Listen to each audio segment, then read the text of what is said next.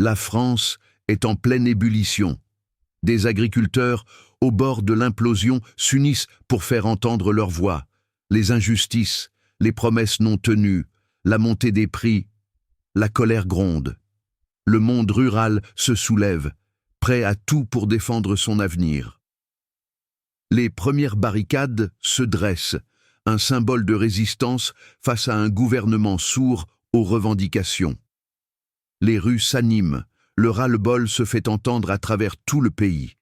Des images de manifestations massives émergent, révélant un peuple décidé à ne pas se laisser piétiner par des décisions politiques lointaines. Les agriculteurs, souvent oubliés, prennent le devant de la scène, unis comme jamais. Et cette colère n'est pas silencieuse.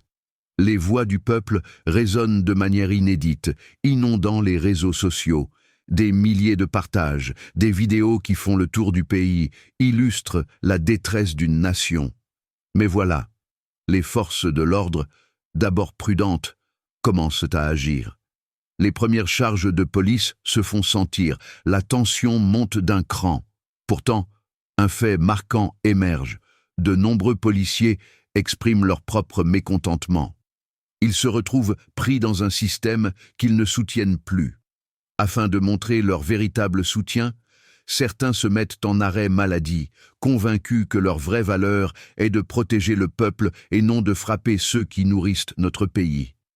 Les médias parlent de chaos, mais derrière ce tumulte se cache une véritable prise de conscience. Ils s'opposent à un système qui favorise les grandes entreprises établies pour mettre une fin totale à notre souveraineté.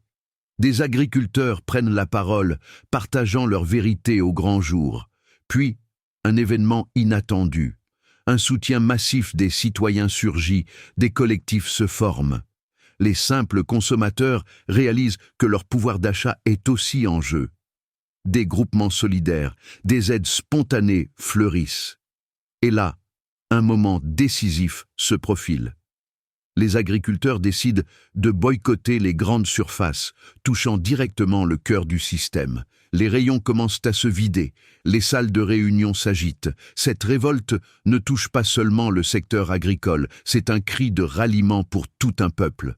La solidarité se dessine, des voix s'élèvent, les réseaux sociaux s'embrasent et l'initiative historique prend forme. Les Français n'ont jamais été aussi mobilisés.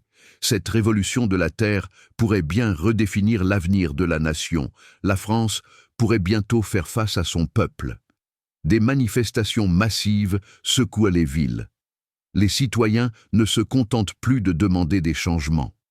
Ils réclament une véritable transformation du système politique. La France n'est pas seulement en colère, elle s'éveille. Les voix marginalisées commencent à s'entendre et le message est clair, le changement ne peut plus attendre. La France est à un carrefour crucial. Le souffle d'une nouvelle révolution collective se fait sentir et devient plus que nécessaire. Comment pensez-vous qu'on puisse enfin sortir de tout cela ?